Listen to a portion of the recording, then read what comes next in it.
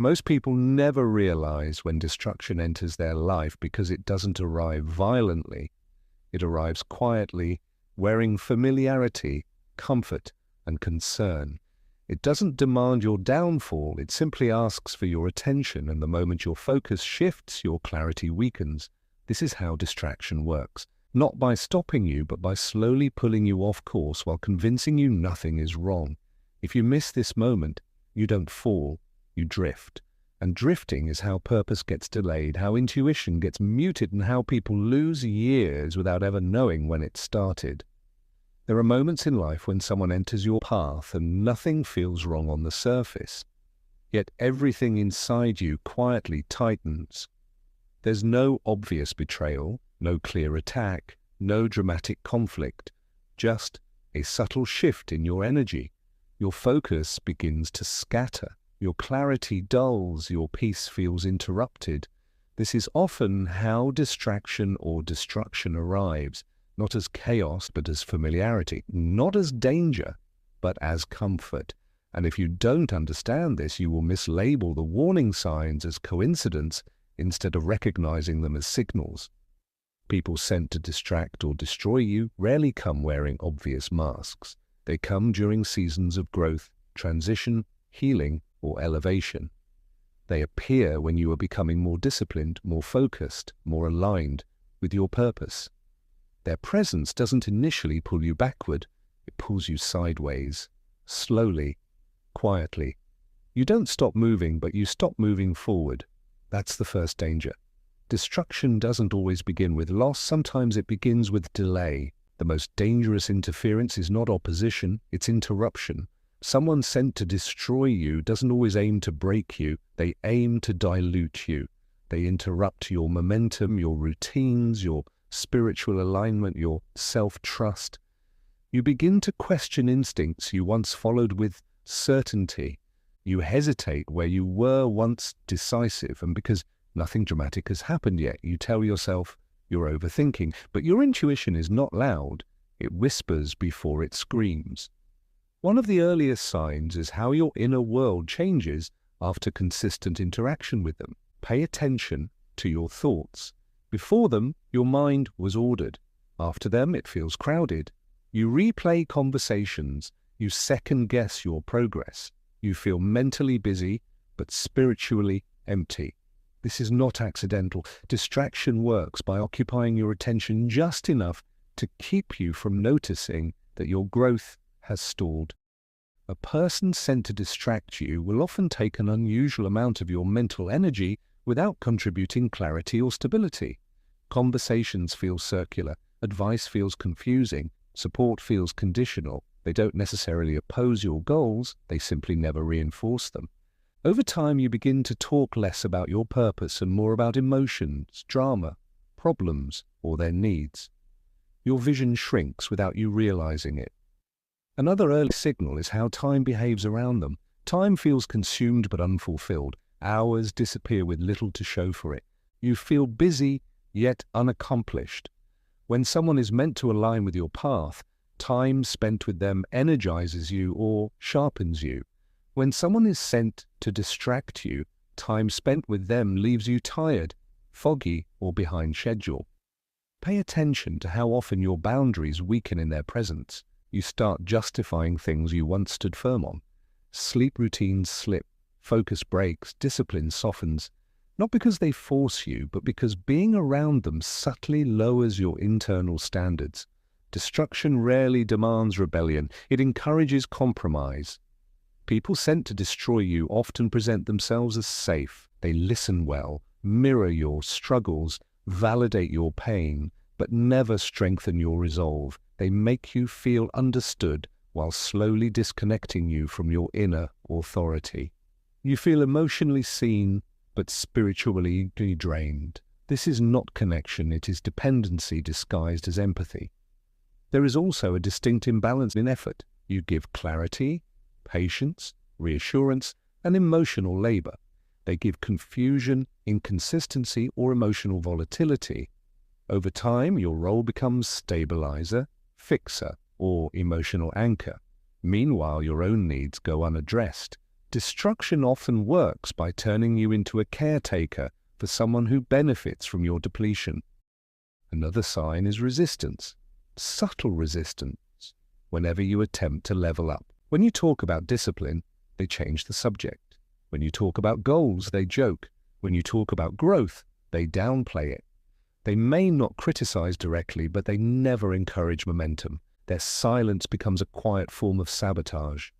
Notice how often you feel the need to explain yourself to them, your choices, your boundaries, your priorities. When alignment exists, explanation is minimal. When interference exists, justification becomes constant. This constant explaining slowly trains you to doubt your own decisions. A person sent to distract you will often benefit from your stagnation, even if unconsciously. As long as you remain unfocused, emotionally entangled, or unsure, the relationship stays comfortable. Your growth would change the dynamic, and dynamics that rely on imbalance resist change. Pay attention to your emotional state after interactions. Do you feel calm, grounded and centered, or restless, anxious and unsettled? Peace is data. Discomfort is information. Confusion is a warning. Your nervous system often recognizes misalignment long before your mind does. Another overlooked sign is urgency without purpose. They demand immediate attention, emotional availability, or reactions, yet nothing meaningful ever moves forward. Urgency keeps you reactive. Purpose keeps you focused. Distraction thrives on reaction. Finally, the clearest early sign, you feel a quiet inner voice saying something is off, but you override it to be polite, loyal, kind, or understanding. This is where most people lose the battle, not because they didn't sense danger, but because they ignored wisdom to preserve comfort.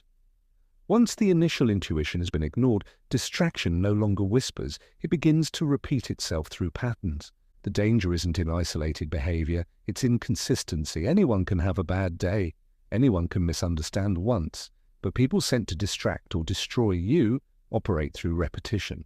The same confusion, the same emotional cycles, the same unresolved tension that never quite clears. And slowly you stop expecting clarity. One of the most telling patterns is inconsistency paired with explanation. Their actions don't align, but their words are always ready. There is always a reason, a story, a justification. You are never angry enough to leave, but never secure enough to relax. This emotional limbo is not accidental. It keeps you engaged without giving you stability. Watch how they respond when you are calm, grounded and focused. People aligned with you respect that state. People sent to disrupt it feel threatened by it. They may suddenly introduce drama, urgency, or emotional weight when you are at peace. Not consciously, perhaps, but instinctively. Your stability destabilizes the dynamic they rely on. Another pattern is selective support. They support you when it costs them nothing, but withdraw when support would empower you.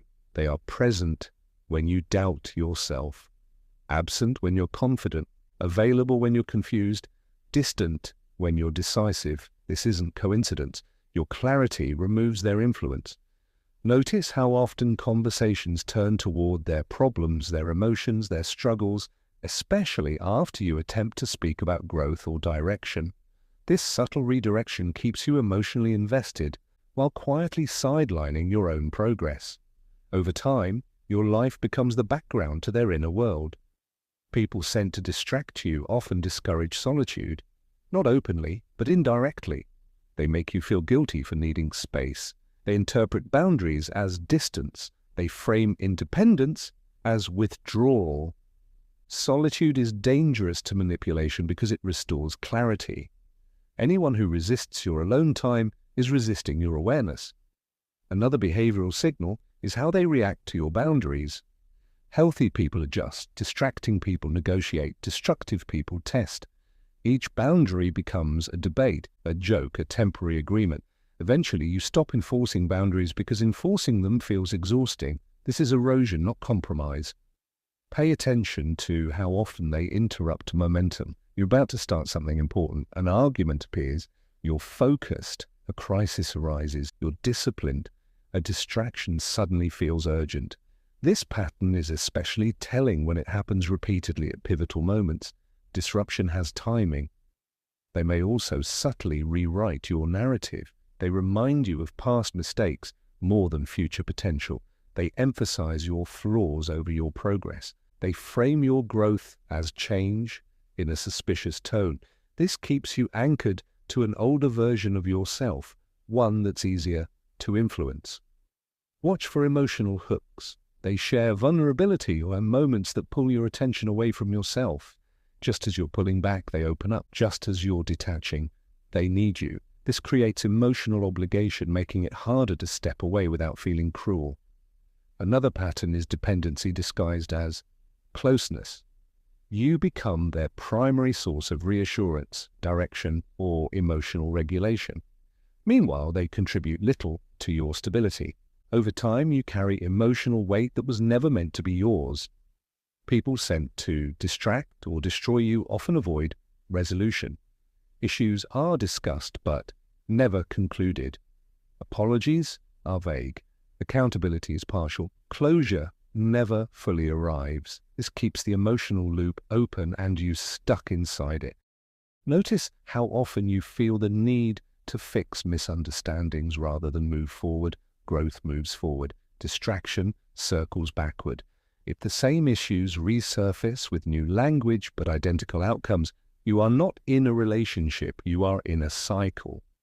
Another sign is subtle competition. They compare themselves to you quietly. They minimize your wins while highlighting their struggles. They may not openly envy you, but your progress unsettles them. Distraction sometimes wears the mask of wounded pride. Watch how they treat your intuition. They question it, rationalize against it, call it overthinking. Slowly they teach you to distrust your own inner compass. Once intuition is muted, control becomes easier. A critical moment appears when you start feeling relief at the thought of distance, but guilt at the thought of leaving. Relief is truth. Guilt is conditioning. Your body knows before your mind admits it. People aligned with your path want you stronger, even if that means you outgrow them. People sent to distract you want access, even if that means you stay small. Emotional manipulation rarely feels aggressive. If it did, most people would walk away early. Instead, it feels confusing, soft, wrapped in care, concern, or vulnerability.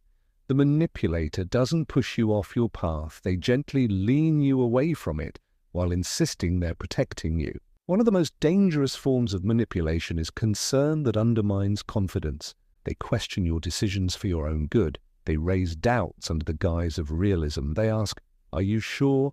Often enough that certainty begins to feel irresponsible. Over time, you stop trusting your own judgment and start outsourcing it to them. Another tactic is emotional reversal. When you express discomfort, they shift the focus to how they feel. Your boundaries become their wounds. Your needs become their accusations. You leave conversations feeling guilty for bringing up issues that mattered to you. This trains you to stay silent to preserve peace. Silent sabotage often looks like discouragement without direction. They point out risks but never solutions. They highlight obstacles but never strengths. They speak about your goals as fragile things that need constant caution instead of bold action. Fear becomes the undertone of every conversation. Watch for timing. Manipulation intensifies when you are close to progress. Just before breakthroughs, doubts appear. Emotional crises arise. Conflicts surface. This is not coincidence. Progress threatens dynamics built on your uncertainty. Another subtle tactic is rewriting your emotional reality. They tell you what you meant, how you felt, or what you should feel. Over time, you begin questioning your own emotional memory. When someone starts narrating your inner world for you, autonomy erodes. Destructive influence often operates through reward and withdrawal. When you comply, peace returns. When you assert yourself, tension appears. Your nervous system learns that obedience equals safety. This is conditioning, not love, not loyalty, not care. They may also frame your growth as selfishness. Independence becomes coldness, focus becomes avoidance, boundaries become cruelty. This reframing pressures you to abandon self-respect in exchange for approval. Notice how often they position themselves as misunderstood or victimized, especially when confronted. Accountability dissolves into emotion. Facts disappear into feelings. You become the caretaker of their self-image instead of the protector of your own well-being. Another form of sabotage is distraction through emotional intensity. High highs, low lows, passionate conversations followed by emotional exhaustion. Stability feels boring compared to chaos. This keeps you emotionally occupied and mentally depleted. People sent to destroy you often avoid direct confrontation. Instead, they plant seeds of doubt and let them grow inside you. They don't say, "You can't do this." They say, "I just don't want you to get hurt." Watch for selective honesty. They reveal truths that keep you emotionally bonded, but hide truths that would free you. Transparency becomes strategic instead of mutual. Another signal is isolation disguised as intimacy. They subtly distance you from others who reinforce your strength. They question your support system. They downplay voices that affirm you. Over time, their voice becomes the loudest one you hear. Pay attention to how often you feel drained after emotional exchanges. Emotional exhaustion is not depth, it's imbalance. Connection should strengthen, not deplete. One of the clearest signs of manipulation is internal conflict. You feel pulled between what you know and what you're being led to believe. This tension isn't confusion, it's awareness trying to surface. Destructive people often thrive in ambiguity. Clear decisions threaten them. Ambivalence sustains access. If you find yourself minimizing your own intuition to preserve the relationship, you are no longer in alignment, you are in negotiation with your own truth. Distraction and destruction rarely arrive during stagnant seasons. They appear when movement begins, when your awareness sharpens, when your habits change, when your identity starts to shift. Growth alters energy, and altered energy attracts attention, both supportive and opposing. The presence of interference is often a sign that something within you is evolving. When you begin aligning with your purpose, your life reorganizes. Old dynamics no longer fit. Comfort-based connections feel strained. People who benefited from your former self feel unsettled, not because you've done something wrong, but because the balance has changed. Some people are not attached to you, they are attached to the version of you that served them. When you grow, that version disappears, and what follows is resistance disguised as concern, nostalgia, or emotional need.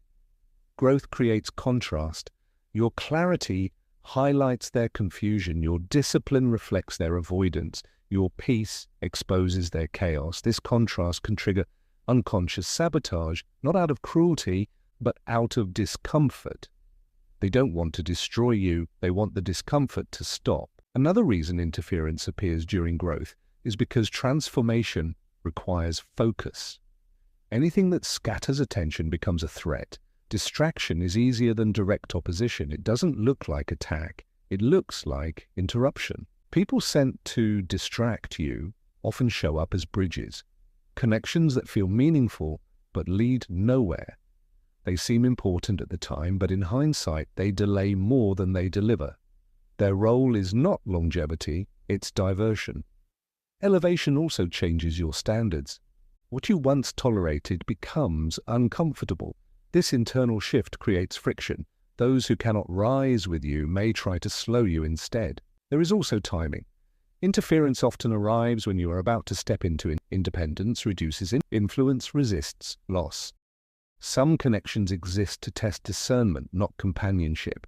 Their purpose is not to stay, it's to reveal what you no longer need. Without them, you wouldn't learn how to choose differently. Growth threatens hidden contracts. Unspoken agreements like, "I'll stay small so you feel secure," begin to break. And when contracts break, dynamics destabilize. Another reason these people appear is to expose unresolved patterns within you. People-pleasing, guilt over empathy, or fear of abandonment. Distraction gains power only where boundaries are weak. Transformation often isolates before it elevates. During this vulnerable phase, you are more susceptible to emotional hooks because certainty is still forming. This is when interference is most effective. Some people enter your life not to walk with you, but to show you where you still hesitate. Their presence highlights lessons you haven't fully integrated yet. Elevation also sharpens intuition. What once felt acceptable now feels heavy. This discomfort is guidance, not anxiety. People aligned with your growth don't fear your expansion, they celebrate it. People misaligned experience your growth as loss. Interference tests commitments. Will you choose familiarity or alignment, comfort or clarity, approval or truth? Growth demands separation. Not everyone can come with you, not because they're bad, but because they're no longer matched to who you're becoming. Before your mind understands misalignment, your body already knows. The body is honest because it doesn't negotiate, it responds. When someone is sent to distract or destroy you, your nervous system reacts long before logic intervenes. Subtle tension, shallow breathing, restlessness. These signals are not random, they are information. One of the first internal signs is loss of ease. You find yourself bracing emotionally before interactions. You rehearse conversations. You anticipate reactions. Peace becomes conditional. When alignment exists, presence feels natural. When interference exists, presence requires effort. Another signal is emotional exhaustion without clear cause. You're not doing more physically, but you're more tired mentally. Emotional labor drains energy faster than action. If someone consistently leaves you depleted, your system is warning you of imbalance. Pay attention to your breathing. Around certain people, breath shortens, shoulders rise, muscles tighten. This is your body preparing for defense, even if your mind insists everything is fine. Your intuition may speak as hesitation. You delay responding, you postpone meetings, you avoid topics. This avoidance is not fear, it's awareness trying to slow you down. Another internal sign is emotional confusion. You feel connected yet uneasy, close yet unsettled. This contradiction indicates misalignment. True connection brings clarity, not conflict within. Sleep patterns often change, rest feels lighter, dreams become vivid or disruptive. The subconscious processes what the conscious mind avoids. Notice if your self-talk shifts after interactions. Confidence gives way to doubt. Certainty fades into questioning. This internal erosion is rarely accidental. Your body may seek distance even when your mind feels obligated to stay. You crave solitude. You feel relief when plans cancel. Relief is truth surfacing. Another sign is loss of creative flow. Ideas feel blocked. Motivation dips. Focus fragments. Distraction doesn't always attack directly. It clogs the channel. Pay attention to emotional spikes. Anxiety rises without clear cause. Irritability increases. These are stress responses to prolonged misalignment. Your intuition may communicate through repeated thoughts, something isn't right. When a thought returns uninvited, it's a message, not rumination. Another signal is increased self-silencing. You filter your words, you suppress reactions, you shrink expression to avoid tension. This costs authenticity. Your body often urges grounding after interactions, walking, silence, breathing, withdrawal. This is recovery, not avoidance. You may also notice a sense of being watched, evaluated, or subtly judged. Even without words, energy communicates. Awareness tightens under scrutiny. Intuition grows louder when ignored. Signals intensify. What begins as discomfort becomes unrest. If being around someone consistently pulls you out of yourself instead of deeper into yourself, alignment is absent. Knowing someone is a distraction doesn't automatically free you. Awareness is the beginning, not the release. What keeps people stuck is not confusion. It's attachment forms quietly through shared time, emotional vulnerability, habit, and unresolved hope. One of the strongest hooks is potential. You don't stay for what is, you stay for what could be. You remember moments of closeness. You imagine future alignment. Potential becomes a promise that reality never fulfills, yet you keep waiting. Guilt is another powerful tether. You fear being seen as unkind, disloyal, or selfish. You tell yourself they need you. You confuse compassion with self-sacrifice. Over time, guilt replaces self-respect as the guiding force. Another hook is familiarity. Even Discomfort can feel safer than the unknown. The mind prefers predictable pain over uncertain peace. This is why people return to dynamics that drain them. It's a familiar territory. There is also identity attachment. You become the understanding one, the strong one, the one who stays. Letting go feels like abandoning a role you've played for too long. Emotional investment deepens attachment. The more time, energy, and care you've given, the harder it feels to walk away. This creates the illusion that leaving would erase what you've invested, but staying only increases the cost. Hope often disguises itself as patience. You wait for change, you explain patterns, you extend grace repeatedly, but patience without progress becomes self-betrayal. Another reason letting go is difficult is intermittent reinforcement. Moments of connection appear just often enough to keep you engaged. Inconsistency strengthens attachment more than stability ever could. Fear also plays a role. Fear of being alone, fear of regret, fear of misjudgment, fear that you're wrong. These fears delay decisive action. You may also carry responsibility for their emotional state. You worry they'll fall apart without you. This sense of responsibility is not love, it's burden.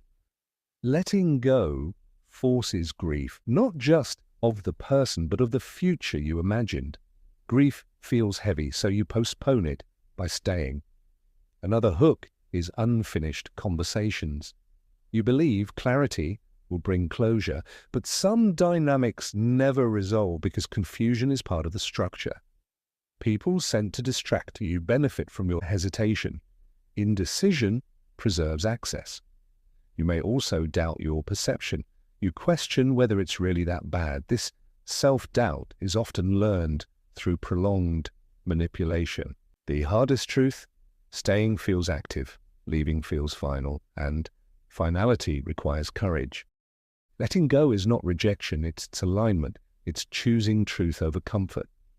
When you outgrow someone, staying does not preserve the bond, it distorts it. Once awareness settles in, the question is no longer what is happening, it's how you respond. Protection does not require confrontation, it requires clarity. The most powerful response to distraction is not reaction, but removal of access. You do not owe explanations to people who drain you. Explanation invites debate, invites doubt. Distance requires none of it. Silence is not avoidance when it's intentional, it's alignment. Start with internal boundaries. Decide what you will no longer tolerate, not out loud, within yourself. Once the decision is internal, behavior naturally shifts. Reduce emotional availability. You don't need to withdraw completely, just stop offering depth where it isn't reciprocated. Keep interactions neutral, brief, and factual. Notice how power returns when you stop reacting. Distraction thrives on engagement. Without it, influence fades. Protect your time aggressively. Time is attention in motion. Where attention goes, energy follows. You don't need closure conversation to move on. Closure is an internal process, not a dialogue. Let behavior speak. When you stop justifying, over-explaining, or rescuing, the dynamic changes naturally. Expect resistance. Distance exposes dependence. Stay steady. Choose consistency over intensity. Calm repetition of boundaries is more effective than emotional expression. If guilt arises, sit with it without obeying it. Guilt fades when no longer fed. Redirect energy toward growth, discipline, and solitude restores clarity faster than conversation ever could. Observe how peace returns in small ways: better sleep, clear thinking, renewed motivation. These are confirmations. You are not responsible for how others respond to your boundaries. Protection is not punishment, it's self-respect. The more aligned you become, the less explanation you need. Some connections dissolve quietly when you stop carrying them. The final stage of discernment is not recognition, it is trust. Trusting yourself enough to honor what you see without needing proof, permission, or validation. Once you've seen the pattern, the work is no longer external, it's internal alignment. Discernment matures when you stop asking what they mean and start asking how you feel after this. Feelings don't lie when they are observed calmly instead of reacted to emotionally. Integration means accepting that not every connection is meant to last. Some arrive to teach contrast. Some arrive to sharpen boundaries. Their purpose is fulfilled when clarity is gained. The lesson completes when you stop revisiting the past for confirmation. Closure comes from consistency, not explanation. One of the strongest protections going forward is pace. Move slowly with new connections. Observe over time. Patterns reveal themselves without interrogation. Discernment grows when you stop oversharing early. Access is earned, not assumed. Trust how peace feels. Calm is your baseline. Anything that repeatedly disturbs it deserves distance. You no longer need to prove your goodness by enduring misalignment. Strength is choosing solitude over confusion. Awareness replaces anxiety when you stop abandoning yourself. Discernment sharpens when boundaries become automatic instead of emotional. You will notice that aligned connections feel simple, not intense. Not everyone deserves proximity to your future self. Your clarity is protection. Your intuition strengthens each time you honor it. Distraction loses power when you choose focus. Destruction cannot enter where self-trust is solid. You were never made to fight every battle. Some are avoided through awareness, some are won through distance, and some never happen at all once you learn how to choose yourself early.